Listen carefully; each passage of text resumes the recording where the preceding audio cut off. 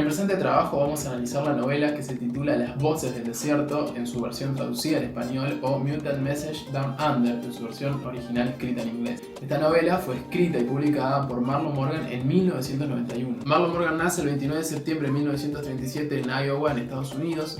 Actualmente vive y tiene 83 años. Se doctoró en bioquímica y en medicina oriental y se muestra a sí misma en la novela como una persona que trabaja en el ámbito de la salud, profesión que después dejó para dedicarse a su nueva carrera, que es la escritura.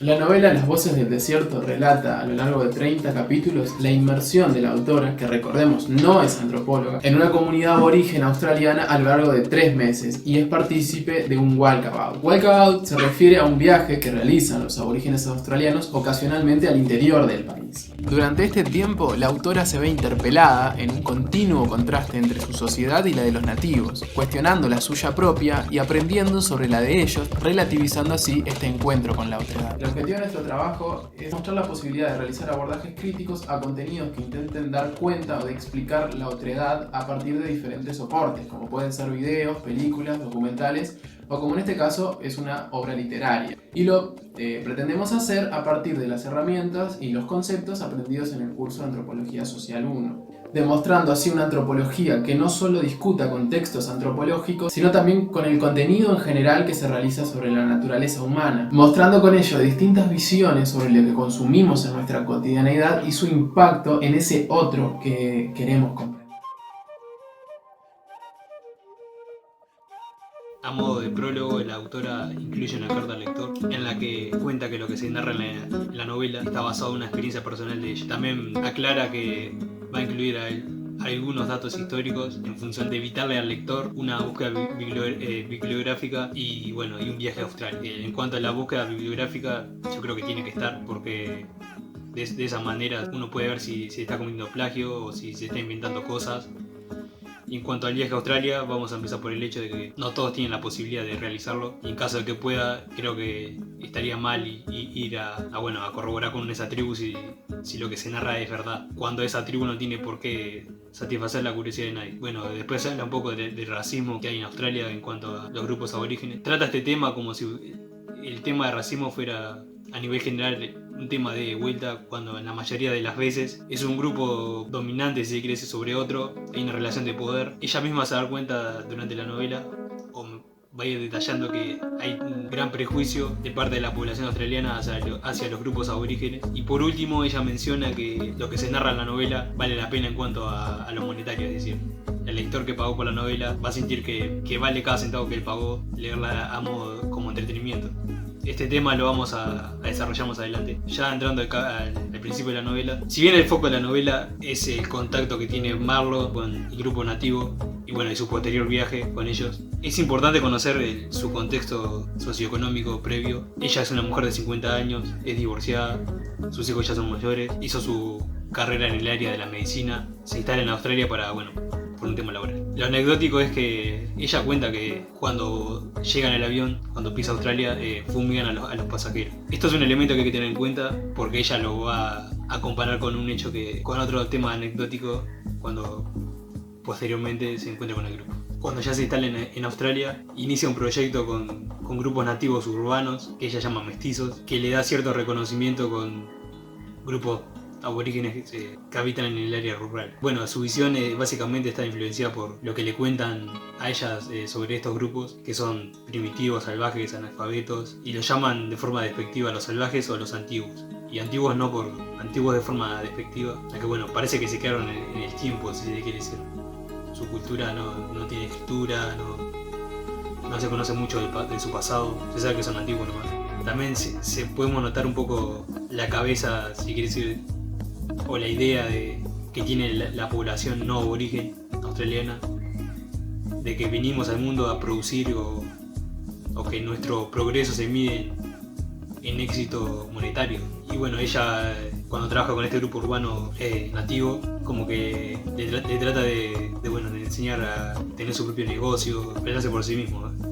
Esto más adelante veremos que choca con la idea de persona de los grupos aborígenes. Y a partir de este momento ella la contactan un grupo nativo rural y ella piensa que le van a dar un tipo de reconocimiento, pero veremos que no es así. Y esto es lo que es el disparador de la novela.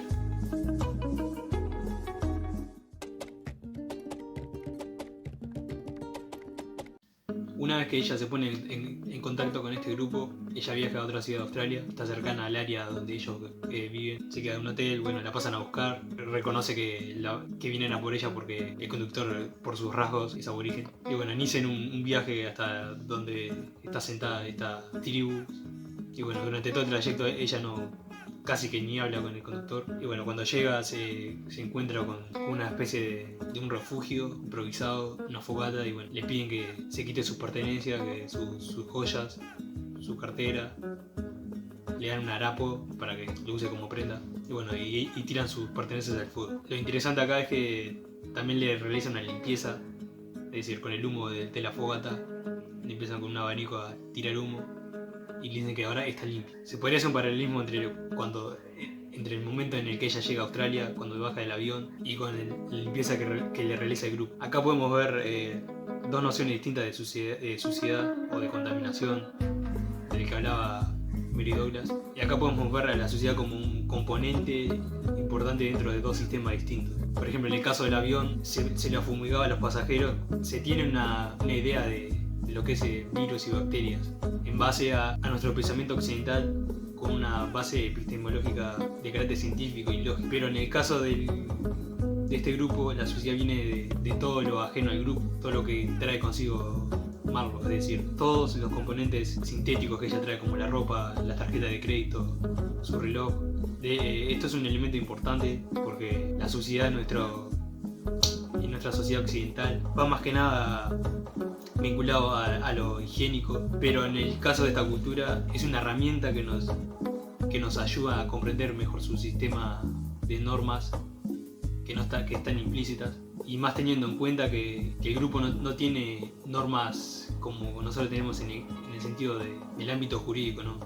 Que nos dicen qué podemos hacer y qué no. Es por eso que es una herramienta importante el analizar el cómo esta cultura entiende la sociedad. Nos marca los límites de este sistema de pensamiento. Lo curioso es que en ambos casos, tanto en nuestra cultura occidental, la cultura de este grupo, si se rompe con esta limpieza, va a tener una sanción o una represalia. En el caso del avión, si ella se negaba a fumigarse, la sanción puede ser de carácter jurídico, o por ahí lo más leve es que la mandan de vuelta a su país de origen. Y en el caso de la tribu, si ella se negaba a ser limpiada, la sanción sería no dejarla entrar al grupo. Luego de esta limpieza que le realizan a Marlowe, ella es invitada a pasar a este refugio improvisado donde había más personas de este grupo. Allí ella presencia cómo empiezan a cantar y a bailar. Bueno, luego de un rato se detienen y la invitan a participar de ciertos ritos. Por ejemplo, uno de esos ritos sería cuando el anciano del grupo, que acá quiero aclarar que el anciano no precisamente es el más viejo, sino el más sabio, bueno, saca una bolsa hecha de cuero y esparce su contenido, donde caen huesos, dientes, plumas. Los demás miembros de la tribu empiezan a hacer comentarios de la distancia hasta dónde cae cada objeto. Nunca se llega a explicar del todo a qué viene o del porqué de este rito. No sabemos la carga simbólica que tiene detrás. Sí sabemos la carga simbólica del siguiente rito de la que es partícipe, que consiste en que le entregan una fuente con una pila de piedras y ella tiene que elegir una, y le piden que elija sabiamente. Para ella todas las piedras son iguales, no nota diferencia, como que finge realizar las piedras y bueno, elige una y le dicen que eligió sabiamente. En el correr de los capítulos va a tener un papel importante, ¿no? Esa piedra que eligió. Cuando le piden que elija la piedra, le dicen que le puede salvar la vida, pero no le aclaran en cuanto a qué le puede salvar la vida. No le quiero hacer spoiler, pero le termina salvando la vida. Cuestión que acá podemos notar que la magia para este grupo cumple un papel muy importante. De hecho, citando a Gersh, podríamos decir que la magia para este grupo es una forma de concebir a la realidad, comprender el entorno. Trayendo a otro autor como Godofredo Taipe, estos ritos también, para que tengan esta carga importante para el grupo, sí o sí tienen que tener un sustento simbólico de carácter mítico, si se quiere decir. Tiene una idea del universo distinta a nosotros, una cosmología diferente a la occidental. Es por eso que estos ritos son importantes, porque se sustentan en esa cosmología. Una vez finalizados estos ritos, la invitan a realizar lo que ellos llaman Walkabout, le dicen que este viaje dura 3 cambios de lunas, una cosa así de 3 meses. Y bueno, ellos le aclaran que la tiene que tomar como un honor, si se quiere decir, porque nunca dejan a alguien ajeno al grupo realizar este viaje. Y le dicen que fue aceptada para realizar este viaje debido a que hubo una intervención de la Divina Unidad, que es lo que yo decía anteriormente, de que esta Divina Unidad sería el mito detrás de que explicaría su universo para este grupo. Ella termina aceptando, más que nada casi obligada porque no tenía otra opción, porque no sabía cómo volver, así que también se nos cuenta que el nombre de este grupo es Los Auténticos. Bueno, esto se lo detallará mi compañero Rafa. Lo importante acá es que durante el viaje ella termina analizando esta cultura aborigen y está constantemente comparándola con su cultura propia, ¿no? Con la cultura occidental. Acá podemos ver que a modo de ejercicio ella está relativizando esta cultura, está también haciendo una intromisión, un análisis de su propia cultura. El propósito del viaje es justamente ese, hacer una intromisión a su cultura y conocerse a ella misma. En cuanto al mito que explica su universo, ellos llaman la Divina Unidad. Ellos lo explican como un todo. Anteriormente mencionaba que la idea occidental en donde se medía el éxito de las personas era en base a cuánto más poder económico uno puede tener, cuántas más cosas puede acaparar. Esta Divina Unidad le entiende al mundo como una unidad. Todos somos como un engranaje, si se quiere decir. Venimos a adquirir experiencias, a ir mejorando como personas. Y bueno, esta divina unidad, el ser humano no está por encima de ningún otro animal, y que todos estamos para servirnos a todos. Es decir, tal planta está ahí para que nosotros podamos alimentarnos, y cuando nosotros, por ejemplo, morimos, servimos como alimento o como nutrientes para que otra planta se pueda alimentar aprovechando los nutrientes que nosotros dejamos. Entonces hay un constante intercambio. Otro ejemplo es cuando, bueno, ella detalla otro ejemplo, ¿no? Cuando durante el viaje ella está caminando y nota que un montón de moscas la molestan, y nota que el grupo no se inmuta, ¿no? Como que le da igual. Y ella pregunta, bueno, ¿cómo puedo hacer si conocen algún método para alejar las moscas? Y ellos le dicen que no, que las moscas tienen un propósito, que por ejemplo se le meten en los oídos, en la nariz, se le apoyan en la piel, y el propósito es cuando se apoyan en la piel es retirar la piel quemada, sacar la arena de los orificios nasales, la cera de las orejas. Ella tiene un intercambio con las moscas que ella en un principio no logra concebir. Ella en un principio, si bien le cuesta entender esta divina unidad, la entiende recién cuando la piensa desde su propia lógica, intuye o la entiende a la divina unidad como mediante el ejemplo de que así como las plantas nos dan oxígeno, nosotros le damos dióxido de carbono. Se quiere decir, hay un intercambio y ahí recién entiende a la divina unidad. En determinado momento, Marlo Morgan se centra en mostrar las formas que tienen los aborígenes para nombrarse entre ellos. Esta idea, a nivel de antropología profesional, ha sido abordada por diferentes autores y ha sido tema de interés a la hora de intentar comprender cómo se articulan diferentes sociedades. Marlo menciona que los nombres que utilizan los aborígenes australianos con los que convivió tenían significados específicos y que no eran usados entre sí como habitualmente se usan las categorías que tenemos para denominar a las personas en Occidente. La autora dice: cada uno de los suyos recibe un nombre al nacer, pero se sobreentiende que lo perderá cuando crezca y que elegirá un apodo más apropiado por sí mismo. Según lo que nos muestra la autora, la denominación que tienen estos individuos de este grupo va cambiando a lo largo del tiempo. Ella nos plantea un ejemplo de un nativo que se llama Gran Rastreador de Piedras, el cual hace relativamente poco tiempo se le había añadido el título de Gran, porque a lo largo de los años había mejorado él su habilidad para rastrear ópalos y pepitas de oro. Esto nos está enseñando una característica importante de la conformación social de este grupo particular con el que convive Marlo, y que desde el vamos se presenta diferente a nuestra noción de persona que tenemos en Occidente.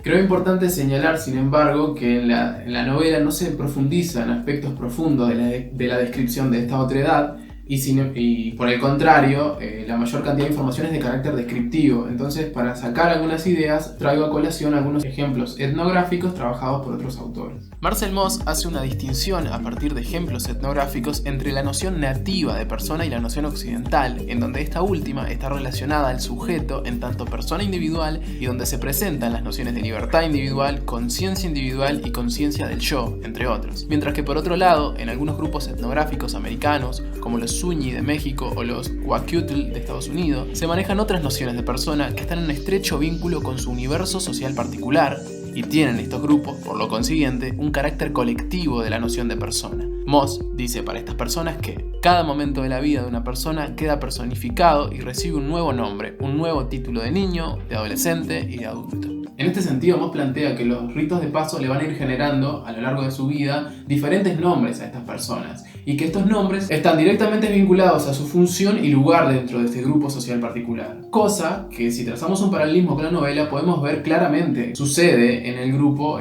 con el que convive Marlon Morgan.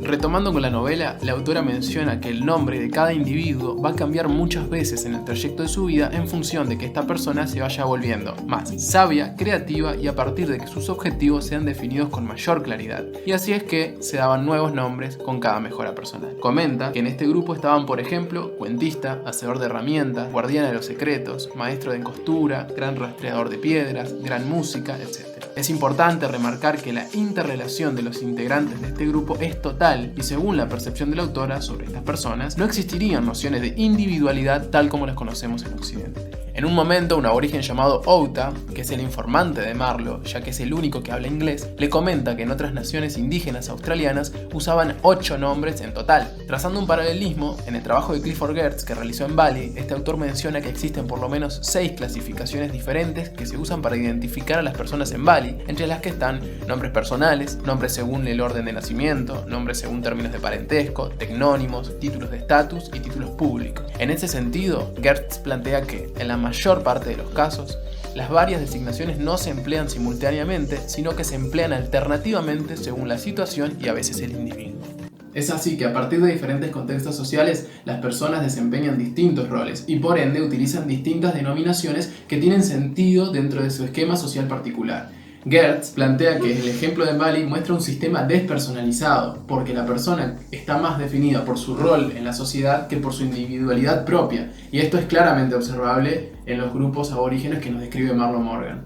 Trazando un paralelismo con la novela, esto que nos muestra Geertz sobre las nociones de caracterización de las personas en Bali y lo que nos muestra Mauss sobre los nativoamericanos, nos podría estar arrojando algo de luz sobre parte del universo clasificatorio que tienen los nativos australianos presentados por Marlon Morgan en su novela. Podemos pensar en esta sociedad aborigen y se nos muestra cómo la noción de persona de estos y su definición tienen que ver no solo con el individuo, como en las sociedades occidentales, sino fundamentalmente con su relación con su sistema sociocultural y con el lugar y rol que desempeñan dentro del mismo. Además, se pone sobre la mesa la idea de que persona es algo que se transforma y no es algo estático que fue definido y ya no se vuelve a cambiar, sino que por el contrario siempre hay un vínculo con el grupo social que implica una transformación de los individuos. Por otro lado, la autora también nos enseña lo que podría ser la noción de persona que tienen los aborígenes australianos con los que ella convive sobre los occidentales. Los aborígenes denominan a los occidentales como mutantes.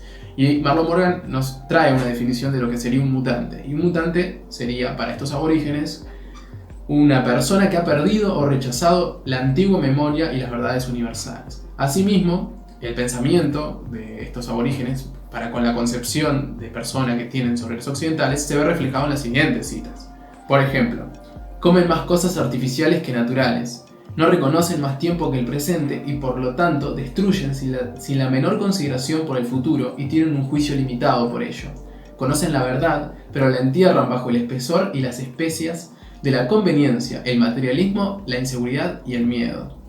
Destruyen la tierra y a sí mismos. Si pensamos la clásica dicotomía civilizado-salvaje que fue creada desde Occidente para con los diversos grupos indígenas que mostraban a su entender una complejidad social inferior en donde el civilizado, el occidental, era visto de buena manera y el salvaje, el nativo o el aborigen era visto de mala manera. Pensamiento que se puede ver reflejado en las siguientes citas en la que un australiano no aborigen describe a los aborígenes mismos. Y entonces dice lo siguiente: son primitivos, salvajes, nos hemos ofrecido a educarlos. Los misioneros se han pasado años intentando convertirlos. Aún hoy siguen negándose a abandonar sus costumbres y viejas creencias.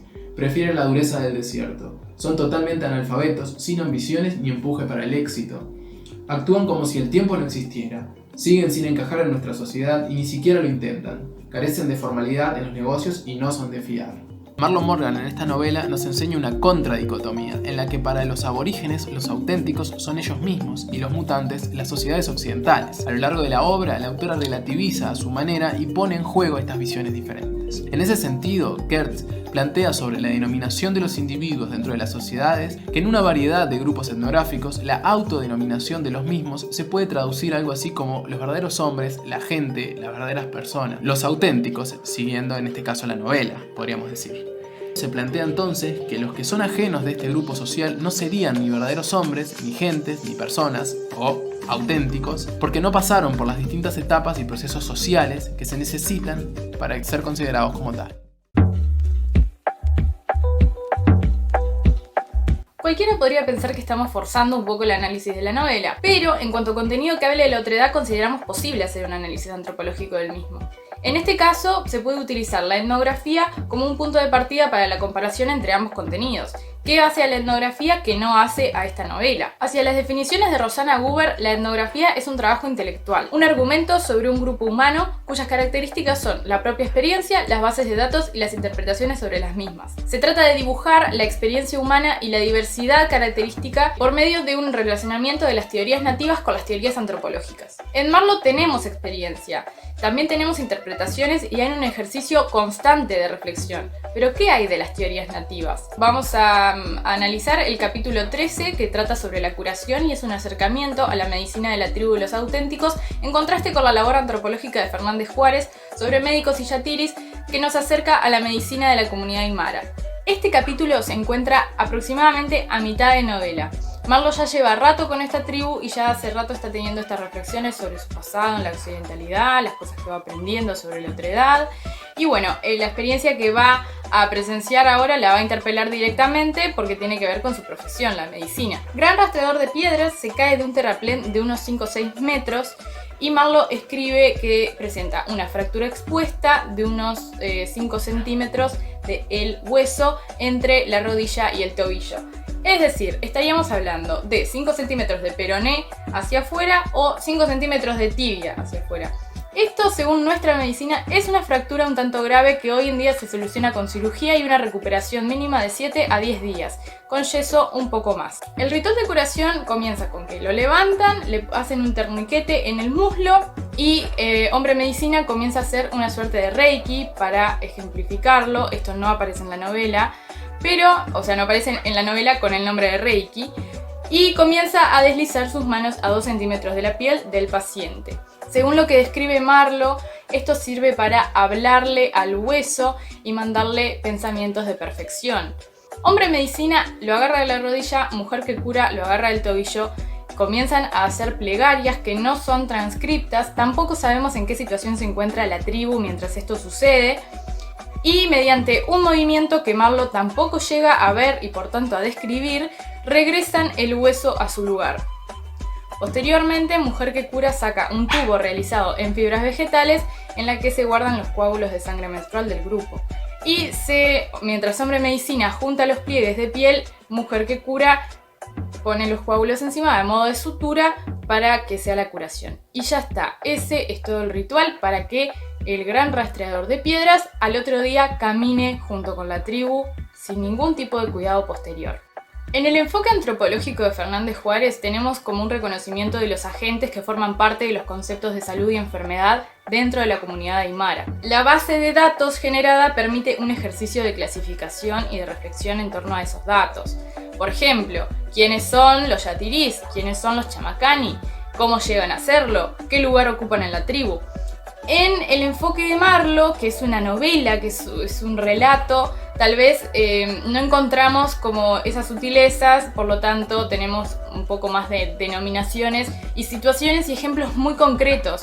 Además, en Fernández nos enfrentamos con conceptualizaciones aymara que nos ayudan a entender los rituales de curación y no solo eso, sino también la manera en la que transitan las enfermedades y por qué no su vida diaria, en qué se basan sus dolencias, en qué se basa su terapia, cuáles son los orígenes de esa práctica terapéutica, etiología de las enfermedades, clasificación taxonómica de las enfermedades desde la perspectiva nativa según criterios tipológicos. En la novela tenemos el esbozo de un discurso de lo que sería una teoría nativa de los auténticos sobre salud y enfermedad. Según esta teoría, podemos decir que ambas, salud y enfermedad, se generan en el mismo instante y que el cuerpo sería el único medio para manifestar lo que sucede a nivel de la conciencia personal. Gran parte de las enfermedades, o todas ellas, no sabemos con exactitud, se generan por causa de las emociones, de aquellas como el miedo, el rencor y lo que Marlowe explica como la fe erosionada. Podemos reconocer los agentes en el proceso de curación. Tenemos este médico nativo que le habla al hueso, que envía pensamientos de perfección al cuerpo. Tenemos el paciente que está receptivo, que cree en su bienestar, que cree en su curación. Tenemos al médico que lo hace también sentir esto. Podemos hablar de un vínculo médico-paciente, pero no tenemos bases de datos que nos permitan profundizar en esto. En el trabajo de Fernández, el fin es encontrar la lógica dentro de las teorías nativas que no les permiten acceder a las postas de salud que pertenecen a lo que sería una medicina occidental. Entonces, el problema apunta a resolver este conflicto y esta tensión que se da entre ambas teorías para lograr el bien de la comunidad. Por medio de su trabajo logramos entender la teoría nativa, acceder a ella, aproximarnos a fin de resolver este problema. Margot plantea la unión de los métodos científicos y los métodos nativos para el cierre del círculo del conocimiento, porque ella plantea esto de que los métodos nativos son válidos dado que pueden ser explicados por medio de la ciencia. Hay un ejercicio de relativización, pero aún así la ciencia sigue como ponderada como aquello que puede verificar y autentificar un tipo de conocimientos. Hay otros conceptos como el de que una vez que curan al enfermo, la tribu de los auténticos cierran un círculo de experiencia. Es un concepto muy interesante, pero no se desglosa, no sabemos bien. Por ejemplo, me hace acordar al concepto de unidad de experiencia de Mary Douglas, en donde ella plantea todas estas tensiones y estas contraposiciones que hacen a la experiencia total. En Marlowe podríamos asumir que se trata de eso, pero no se desglosa. Y bueno, tenemos varios conceptos así abiertos que en realidad no hacen a la teoría nativa. La particularidad del encuentro de Marlowe con los nativos es que ellos ponen los objetivos y además disponen las negociaciones posibles. Es el nativo que busca al occidental, que quiere que ese occidental, ese otro, traduzca su mensaje. La autoridad del sujeto occidental entonces radica completamente en la escritura. Tenemos que acordar que Marlowe hace todas sus escrituras y toda esta comprensión, incluso los diálogos que aparentemente son de nativos, son a posteriori, no había diario de campo. Entonces todos los discursos de los nativos están siendo recordados y plasmados, están siendo reproducidos. La autoridad de Marlowe y la influencia de ella sobre los nativos se da completamente mediante la reproducción que ella ejerce al escribir esta novela. No encontramos en realidad teorías nativas, es una gran reflexión de la autora. Si bien parecen muchas voces, en realidad estamos escuchando solo una, no es una pluralidad. ¿Qué implicaciones podemos pensar que han tenido estas construcciones de la imagen nativa en la historia? Desde la antropología, desde los cronistas y desde muchos eventos que han pasado en la humanidad. ¿Cómo leería el nativo aquello que se escribe sobre él? ¿Y cuántos nativos, cuántas comunidades nativas tienen efectivamente la posibilidad de leer aquello que se escribe sobre ellos?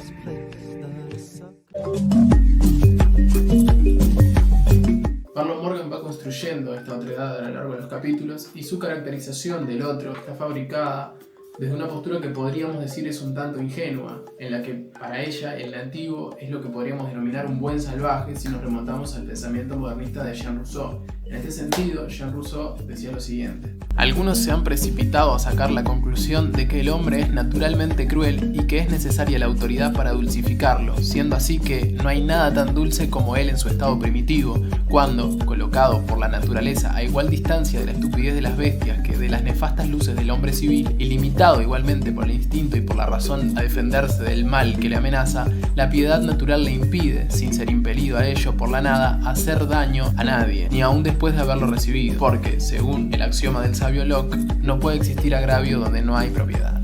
En este sentido, Rousseau planteaba que el hombre era por naturaleza bondadoso y que era la sociedad y las instituciones sociales las que lo corrompían. Este pensamiento influyó mucho en Occidente y surge a través del colonialismo europeo en el contacto con la otredad indígena de América, de África, de Oceanía, etc. Esto lo vemos reflejado claramente en el discurso que formula Marlo Morgan sobre la otredad indígena australiana.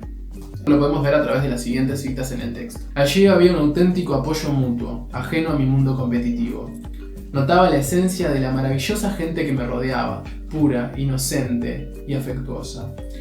Personas que no son racistas, viven juntas con total compenetración y armonía. No utilizan siquiera una pequeña invención, ni una verdad a medias, ni una grosera afirmación falaz. No mienten en absoluto, de modo que no tienen nada que ocultar. Por primera vez me parecía que llevaba una vida totalmente honesta. No había fingimiento ni confrontación de egos para acaparar la atención. En el grupo no se chismorreaba y nadie intentaba superar a nadie. Aprendieron que no hay competición, ni perdedores ni ganadores, solo diversión para todos. Es realmente asombroso que después de 50.000 años no hayan destruido bosques ni contaminado aguas, que no hayan puesto en peligro ninguna especie ni creado polución, y que al mismo tiempo hayan recibido comida abundante y cobijo. Aprendí la extraordinaria relación que tienen los aborígenes con la naturaleza. Estas personas viven al máximo, sin materialismo alguno. Johannes Neurath, profesor investigador del Instituto Nacional de Antropología e Historia en el Museo Nacional de Antropología en Ciudad de México, en su trabajo La dialéctica de la ilustración antropológica, mitología huichola como crítica a la modernidad, plantea que por fuera de la antropología profesional, aunque también en algunos antropólogos, persiste el estereotipo de tribus aisladas y culturalmente puras, donde se las considera como en peligro de extinción o como los vestigios de un pasado arcaico y que por sobre todo sobreviven en algún lugar remoto e inaccesible. Y la difusión de este discurso estereotípico es bastante amplia en la contemporaneidad. Explica Neurath que no es sorpresa que la mayoría de estos grupos indígenas sean objeto de adoración y deseo por parte de practicantes urbanos, fundamentalmente occidentales, de las corrientes denominadas como New Age. Marion Bowman es una investigadora británica, profesora de estudios religiosos en The Open University. Trabaja hace mucho tiempo sobre las corrientes New Age y las espiritualidades alternativas. Esta investigadora plantea como ejemplo cómo las culturas celtas, en un principio despreciadas y negadas por no ser la corriente principal, ahora son vistas como culturas menos contaminadas, depositarias de una espiritualidad más pura, sentido de tradición mayor y una gran unidad con la naturaleza. En esta idea creciente de la fascinación por las culturas más primitivas o salvajes, si se quiere, puras, que es por sobre todo un ejercicio de romantización de estos grupos humanos, es que se desemboca en la creación, siguiendo a Bowman, de una especie de alter ego espiritual e intelectual de la vida industrial urbana, que nos enseña un estilo de vida preindustrial embellecido de estas formas de vida no occidentales capitalistas. En este sentido es que sostiene Bowman que hubo un giro en torno a la percepción que se tiene del pasado, viéndose este como una edad de oro, en donde la vida era más fácil, pura, natural, armoniosa y por ende más auténtica. Volviendo a la novela, en un momento Marlo explica que comienza a conocer los ritos diarios de este grupo, como por ejemplo pedir permiso al universo o pedirle permiso a los animales y plantas que iban a ser consumidos, y asimismo comenta que comienza a conocer a nivel de textura cuando un fruto estaba pronto para ser consumido. En este sentido, la autora dice que parecía indicar que yo era un poco menos mutante y que quizá gradualmente me estaba volviendo más auténtica. Kat Ellis, decana asociada de la Facultad de Artes y Ciencias Sociales de la University of New South Wales de Sydney, es una investigadora que tiene un historial de trabajo sobre las comunidades aborígenes australianas y la situación postcolonial. Esta autora plantea que la filosofía antes mencionada está particularmente presente en las corrientes New Age, las cuales, en la búsqueda de restablecer sus lazos perdidos con la armonía de la naturaleza y por ende con ellos mismos, vuelven al pasado a extraer sabidurías y conocimientos de estos grupos no occidentales que les sirven para reencontrar estos lazos aparentemente perdidos. En este sentido, plantea Ellis que los pueblos indígenas les son a este efecto de especial importancia y de especial interés por estas corrientes New Age, ya que estos grupos indígenas son vistos como guardianes vivos o poseedores de conocimientos y sabidurías ancestrales. Es así que podemos encontrar líneas directas entre el pensamiento de Marlo Morgan expresado en la novela y estas corrientes New Age. ¿Se acuerdan que una de las razones por las que dije que se podía hacer un abordaje antropológico de esta novela en tanto comparación con la etnografía es que tenía el valor de la experiencia propia, como dijo Rosana Huber? Bueno, que te cuento que la novela aparentemente puede ser falsa. No sé, no queda muy claro, pero les voy a explicar. Se tiene registro de la participación de Marlo Morgan en un proyecto no remunerado en una farmacia de Brisbane, en Australia, para 1985. Cuando ella vuelve a Estados Unidos, comienza a vender aceite de tea tree. No del árbol de té, de tea tree, que es otro árbol australiano. Ella comienza a vender este aceite para Melaleuca, que es una empresa al estilo Herbalife, ¿no? Como estas empresas que se llaman así mismas empresas de red, creo, o en red, o algo así. Ella comienza a vender este aceite bajo la premisa de que lo conoció gracias a los aborígenes australianos que le enseñaron a curar heridas con este aceite. Entonces, a través de los eventos que va haciendo Melaleuca, tal y como se hacen los eventos de Herbalife para promocionar distintos tipos de productos, así como también la forma en la que opera la empresa, ella comienza a esbozar esta historia, ¿no? De que va a Australia y de que ella pensaba que le iban a hacer un reconocimiento y al final la secuestra un grupo de aborígenes. Para 1991 ella empieza a autopublicarse ya con un esbozo más definido de lo que sería la historia que después termina siendo Las Voces del Desierto. Incluye un folleto de la empresa Melaleuca. Pero manda una copia a Still Point Publishing, que es una editorial que al leer la historia decide comprarle los derechos por $2.500. Asimismo, invierte $50.000 en la primera tirada de los libros que se iba a publicar como no ficción en la sección de antropología rural. Pero cuando están haciendo la tirada de marketing comienzan a llegar llamadas desde Australia, dado que no se podían verificar las credenciales de bioquímica o médica de Marlo Morgan, así como tampoco su viaje a Australia en tales condiciones. Entonces la editorial dice: no lo publicamos, te volvemos a vender los derechos y haz lo que quieras con esto. Hasta que le encuentra la editorial HarperCollins, que está como más especializada en este tipo de textos pertenecientes a la New Age y la autoayuda y la conciencia personal, etc. Le compran los derechos por $1.7 millones y a la vez también hacen como una movida de marketing en la que ella hace conferencias y hace lecturas en distintas ciudades. A la vez se agrega un postludio de Burnham Burnham, un actor y activista australiano, aborigen australiano, que hace una carta al final de la novela y firma como anciano Burungeri. De esta manera comienza hacia 1995 la gran gira promocional de la novela y se empieza a vender, dicho mal y pronto, a rolete. Pero ya desde los 90 que había personas que estaban dudando un poco del relato, les parecía rara la forma en la que estaba escrito. Una de las personas que empieza a dudar sobre esto es Robert Eggington, nada más ni nada menos que el coordinador de Dumbarton Aboriginal Corporation, que es una organización en defensa de las artes ñonga. Perdón si lo pronuncio mal. Esta corporación busca el financiamiento para hacer una investigación a fondo de la novela, armar reuniones con distintas comunidades aborígenes australianas, hacer un gran relevamiento para ver si alguno había efectivamente hecho este viaje con Morgan, si la conocían y sobre todo si alguna de las tribus se autodenominaba los auténticos.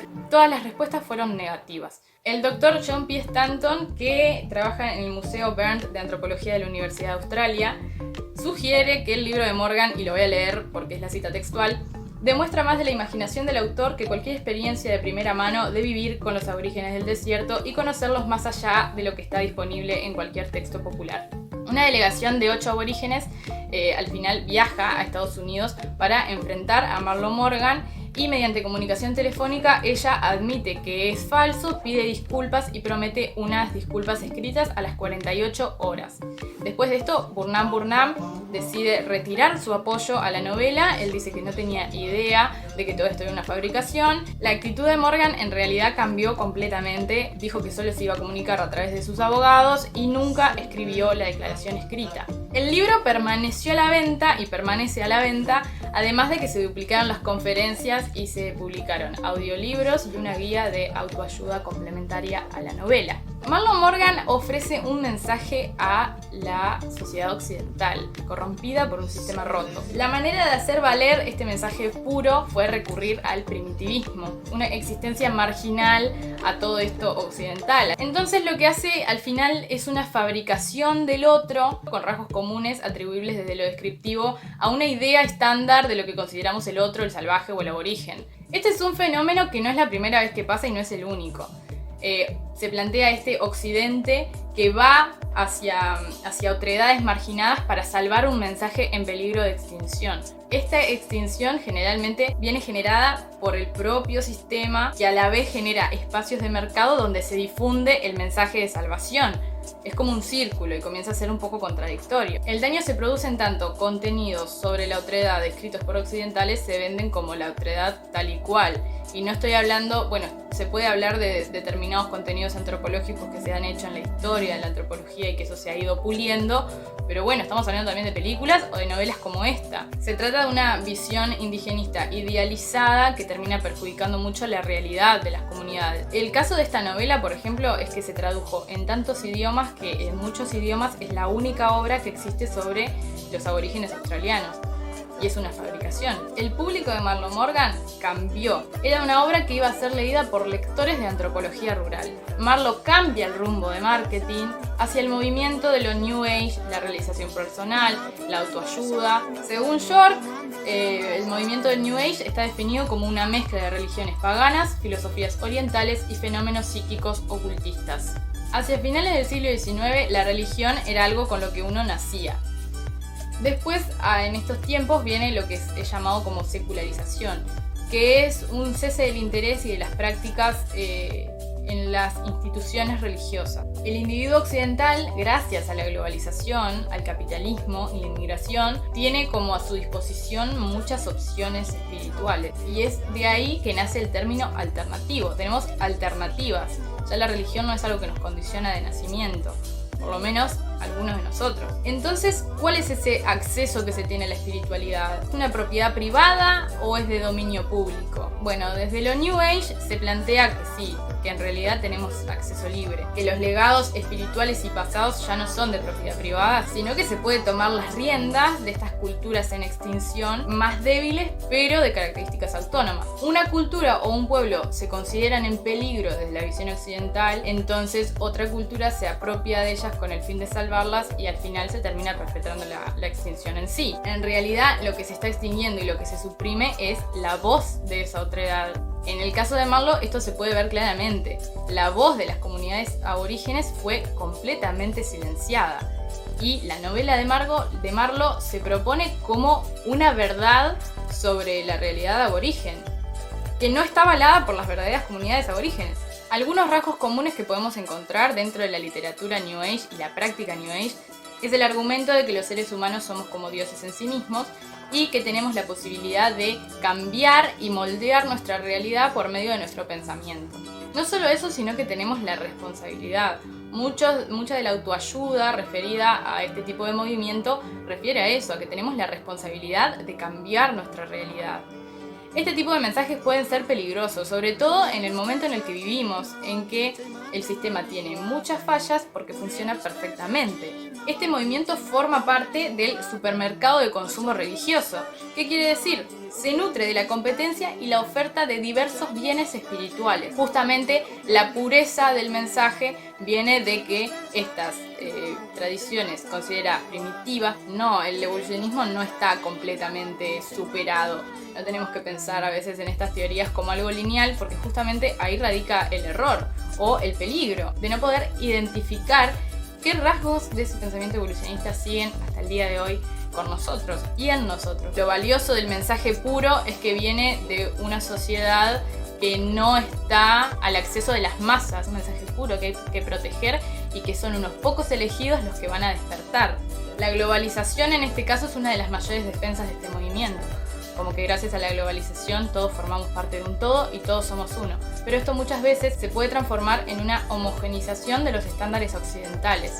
Hay como unas barreras que son muy finas que se pueden traspasar fácilmente y se puede terminar afectando a culturas nativas que ya están afectadas por este sistema. Básicamente estamos hablando de capitalismo occidental liberal y los principios de libre mercado. Muchos de estos discursos conllevan un juicio implícito de inferioridad para estas comunidades no hegemónicas, en la medida que ya no son ellos los que deciden qué se va a compartir y qué no. Termina siendo una fabricación más de los occidentales. ¿En qué se diferencian los efectos de la novela, junto con cualquier otro tipo de contenido asociado al entretenimiento, de la diversidad del contenido producido por la antropología a nivel académico.